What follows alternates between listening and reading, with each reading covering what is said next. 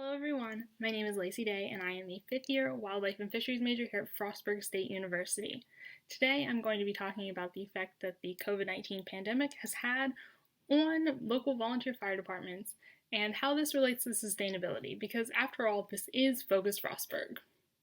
So a little background about myself. I've been a member of Bowling Green Volunteer Fire Department since I turned 17.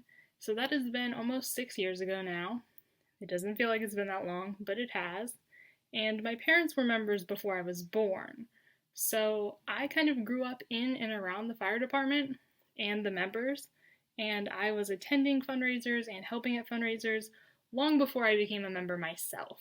So if you're not sure where Bowling Green is located, if you're not local, it is outside of Cumberland, so it's outside of the city limits, and it is on McMullen Highway, so Route 220. And if you've ever been to the fairgrounds to get a COVID test, because that is the site for free COVID testing for Western Maryland, you would possibly have passed Bowling Green. And on top of me being a member at Bowling Green, I also help out with Cresaptown Volunteer Fire Department's online marketing and fundraising. So I help create graphics, and I help design their website, and I just help promote their fundraising efforts via Facebook and social media currently. And if you're not sure where Cresaptown is, it's actually right down the street from Libby's Soft Serve. And if you've ever been to the original Lash Balls location, it's right across the street from Lash Balls. Now let's talk about volunteer fire departments and how they relate to sustainability. So sustainability can be broken down into 3 pillars: social equity, economics, and environment.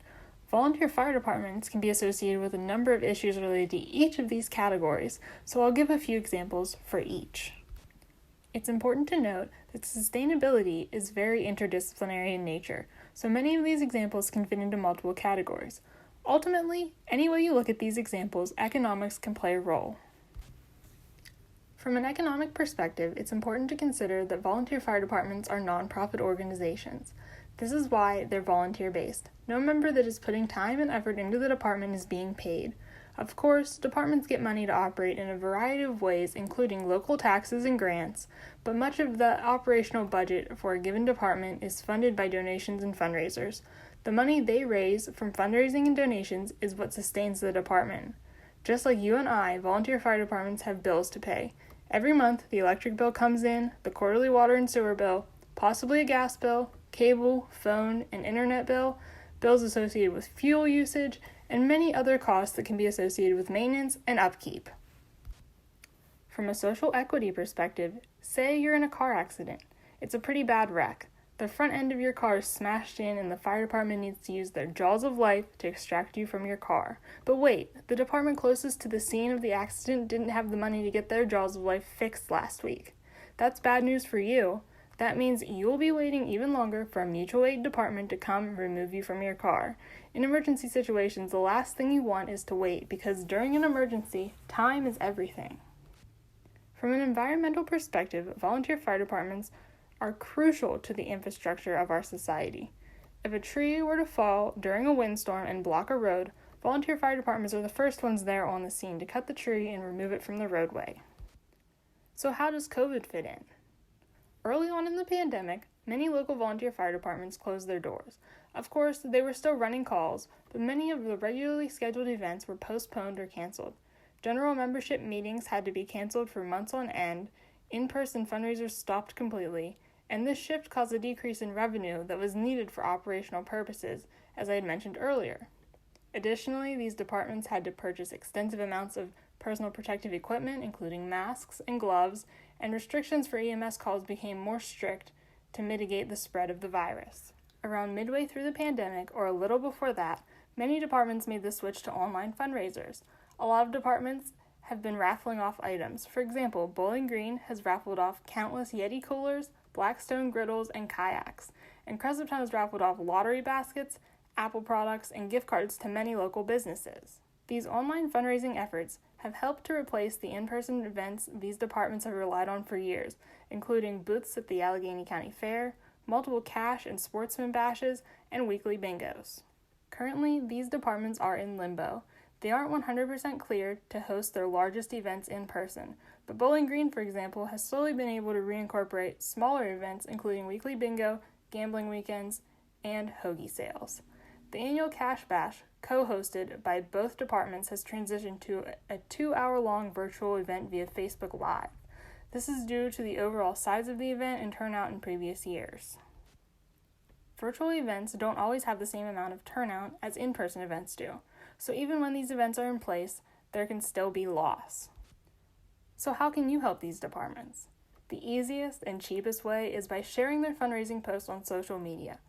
Most local departments have a Facebook page that they use to promote their ongoing fundraisers. It's very easy to like, comment on, and share these posts, and it really helps them to spread the word about what they have going on. Another great way to help is by participating in their fundraisers. As I mentioned, many departments have online raffles. You just go to their website and purchase the chances, and they'll contact you if you win. If they have a bash or other fundraiser going on, buy a ticket. The money you spend will go right back into your community. Also, if you have the means to do so, volunteer fire departments are always happy to get a donation. Monetary donations go a long way in terms of helping them buy and maintain their equipment, while food and beverage donations are equally appreciated. After a call, the last thing members want is to have to figure out what to eat, or what to drink, or where to get it from. Finally, you can always become a member. There are various types of members who have a variety of skills. Not every member is a fireman or EMT. I, for example, have helped set up both Bowling Green and Crescent Town's websites. I've worked multiple fundraisers throughout the years, but I do not run fire or EMS calls. In closing, the pandemic has been hard on everyone, and while you might not think of volunteer fire departments, they've actually been affected by it similarly to individuals. They have experienced revenue loss, restrictions, and had to reroute funds to pay for necessary PPE equipment. Volunteer fire departments are a necessary part of our society's infrastructure. They'll be there anytime you need them, so it's important to support them now while you can. Although I have focused primarily on Bowling Green and Cresttown volunteer fire departments, it's important to note that there are over 30 volunteer fire departments in Allegheny and Garrett counties combined. Each has been affected by the pandemic in some way and needs our support now more than ever. If anyone is interested in either Bowling Green or Cresttown volunteer fire departments online raffles, please scan the QR codes to the left. These link directly to each department's website, where their online raffles take place and where Cash Bash tickets for our May 1st Cash Bash event via Facebook Live are currently available for purchase. If you have any other questions about volunteer fire departments or becoming a volunteer, feel free to email me. Thank you! Have a great day, guys!